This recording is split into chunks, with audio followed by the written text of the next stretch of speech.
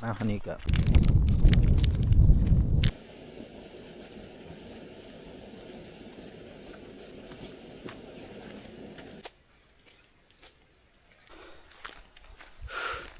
ได้นกโอ้ยไก่บ่ไก่สตาร์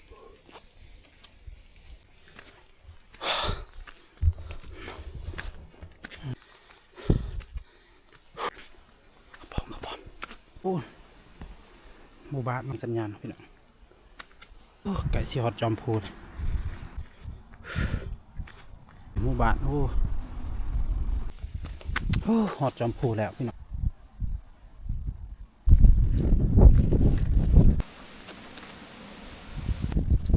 ขึ้นพูเนี่ยต้องได้ใส่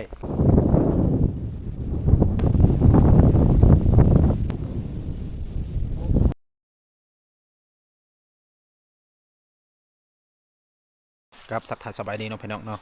วันนี้ก็เข้าสู่ซองเบาสิทธิ์ผสมเนาะพี่น้องนี่ก็จะได้ขึ้นไปหาสัญญาณอยู่ถึงภูเนาะถึงภูล้วนเป็นจะได้กันอะไรกับฝากติดตามรับชมวิดีโอยาวๆแล้วกันเลยเนาะพี่น้องเนาะเอาไปกันเลยพี่น้องเนาะอันนี้ก็ทางโอ้ทางขึ้นไปถึงภูเนาะพี่น้อง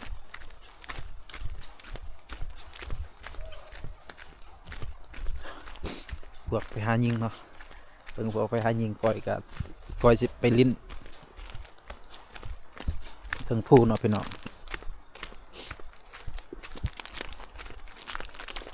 ไปผู้เดียวได้นี่พี่น้องเบิ่งนำกันเนาะพี่น้องเนาะเป็นอย่างไรกันว่าไก่เลยไก่เนาะพี่น้องก็จะไปเนาะถึงภูเขาโลน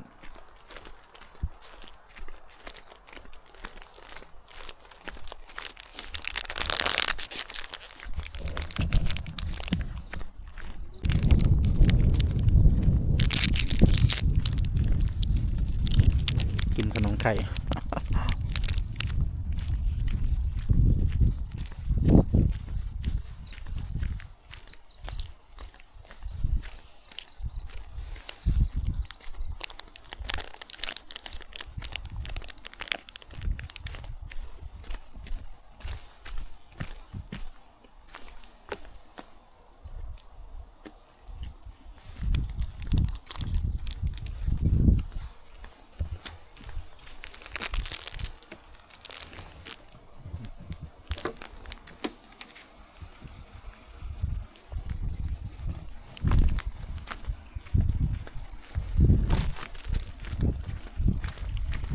วันนั้นไปหายิงเนาะพี่น้อง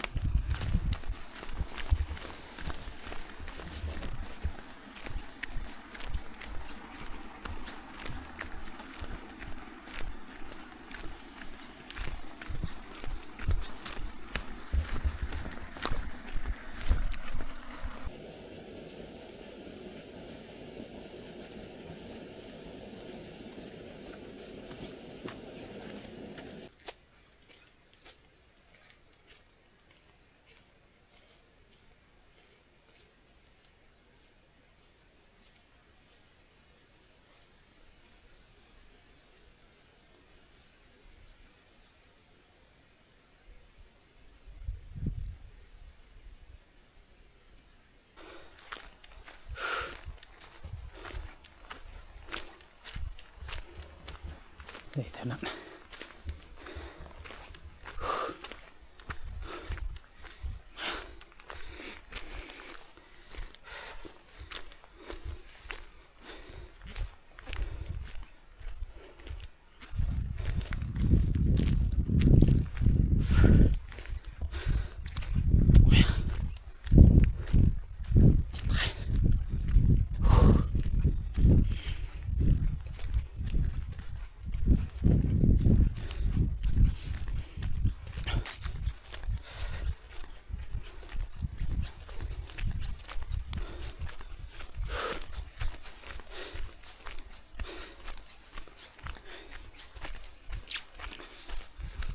ได้นก นกดาวดาบ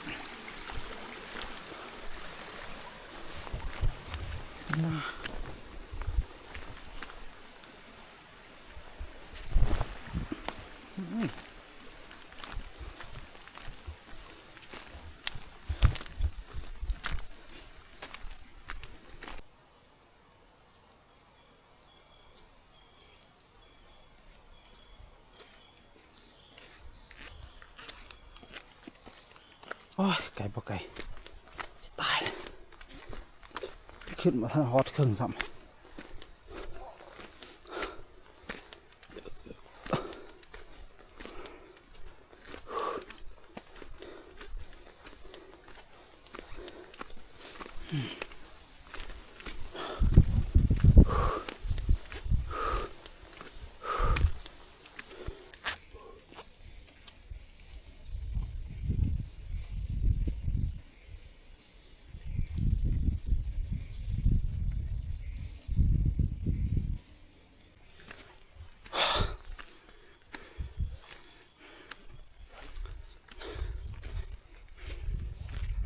สาชีวิตผู้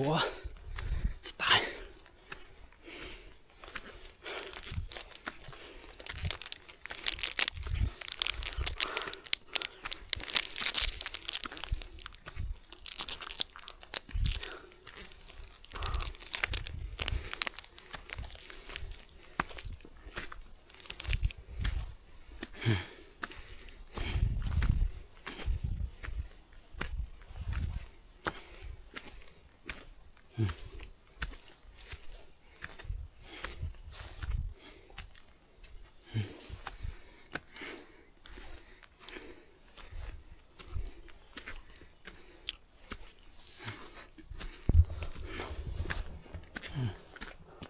โอ้ยสาชีวิต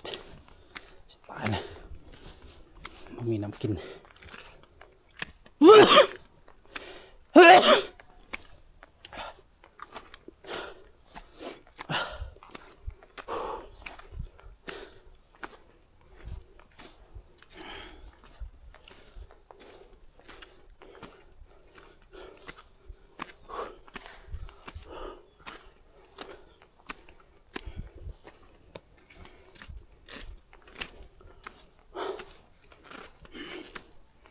เมื่อยแห้งเมื่อย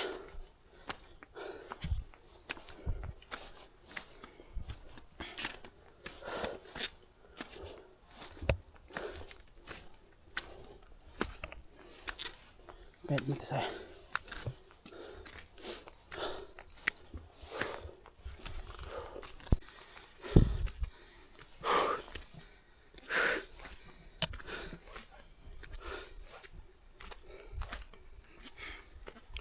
อ้วนหมู่บ้าน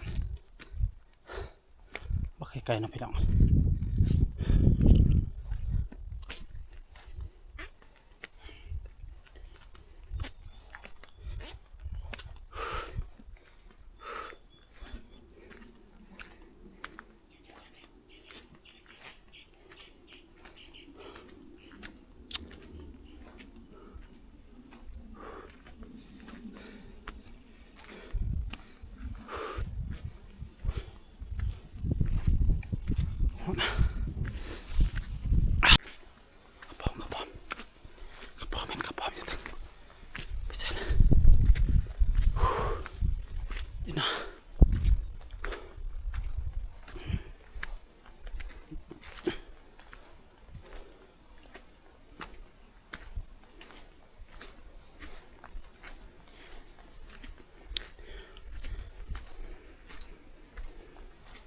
โอ้ยเมื่อย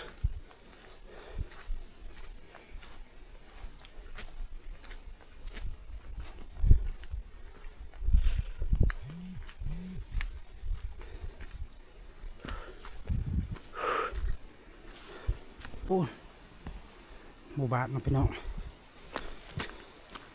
หมู่บ้านน้องพี่น้อง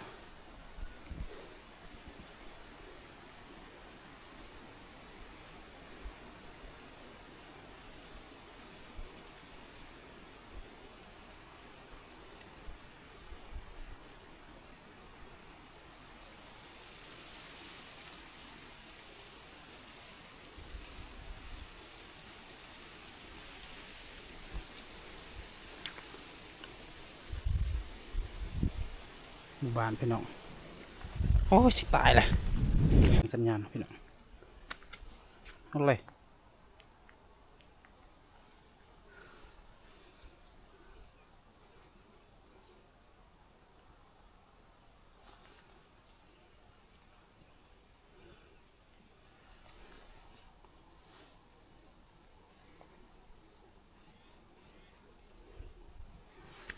บ่เห็นสัญญาณยังโอ้ไก่สิฮอดจอมพูนผมมีสัญญาณนะพี่น้อง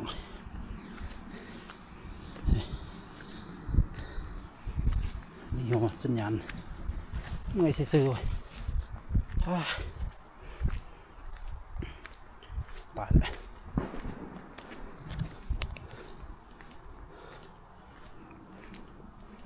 เมื่อยซื่อๆเลยพี่น้อง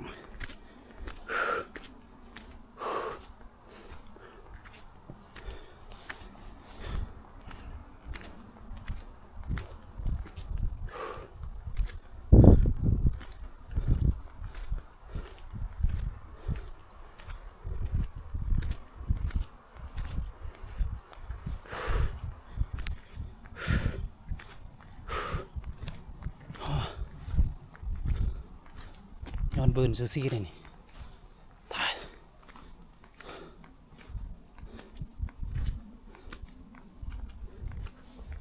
ส่งไพ่ไปทิศ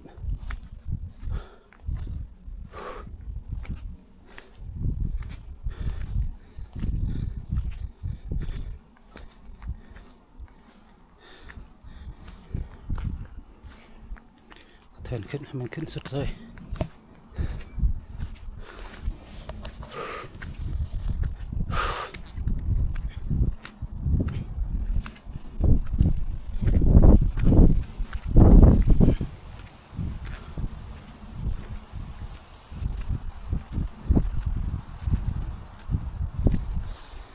หมู่บ้านโอ้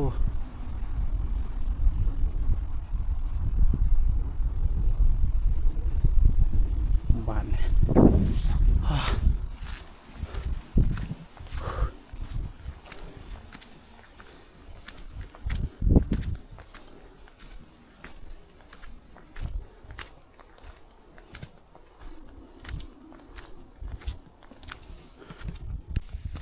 โอ้หอดจอมพูแล้วพี่น้อง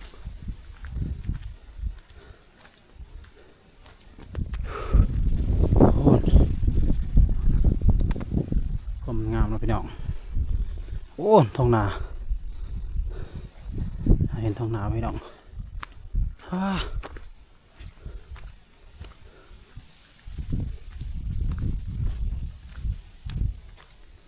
ใกล้เลยเฮ้ยสิตาย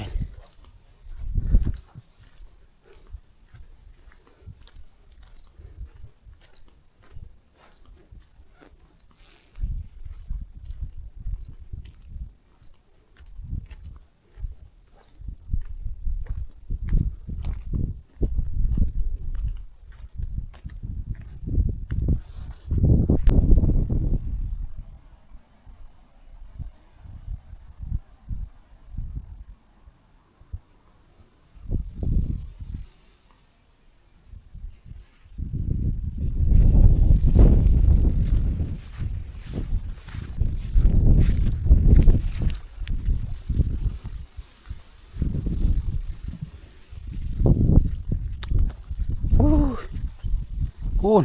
เคลื่อนอยู่ครับขายนี่ขัดตันเคลื่อนพี่น้อง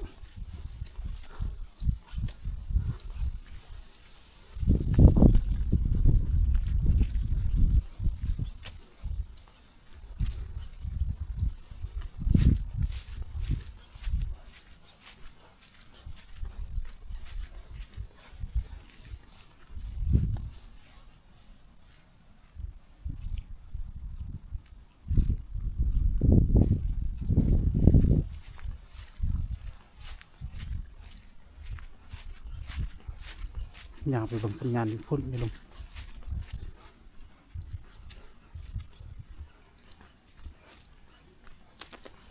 โอ้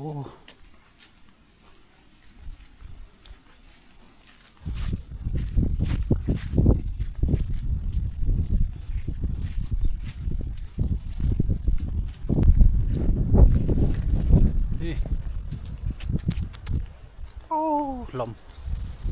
ไปเกี่ยว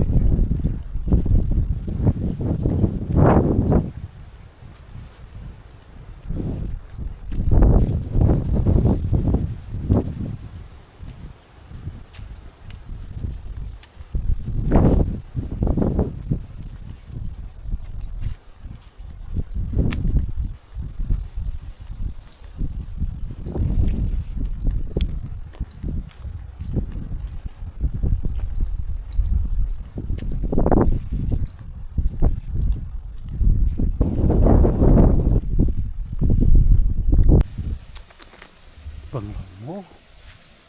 บังแห้ง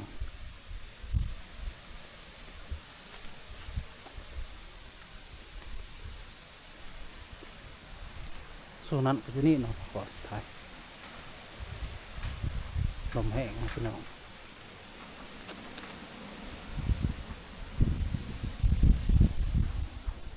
โอ้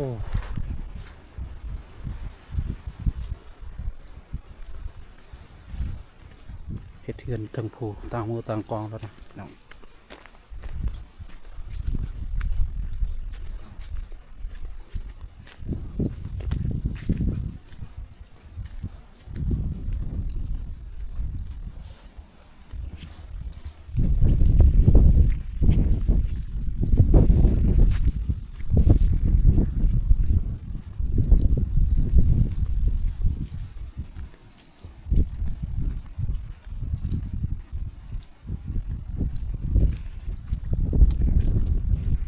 เมื่อยยังขึ้นซื้อหิมะบ่มีสัญญาณ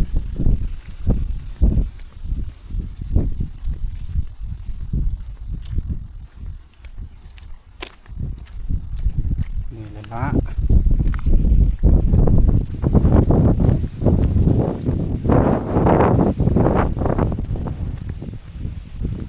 โอ้ยจีนเอา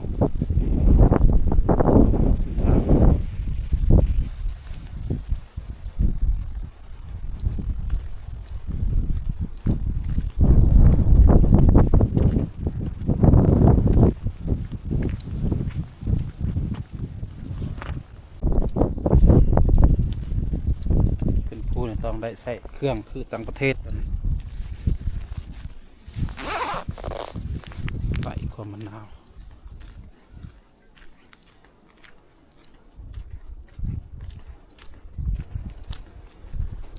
ลมแห้งเลยพี่น้องเกือบสิบ่เห็นโอ้นหัว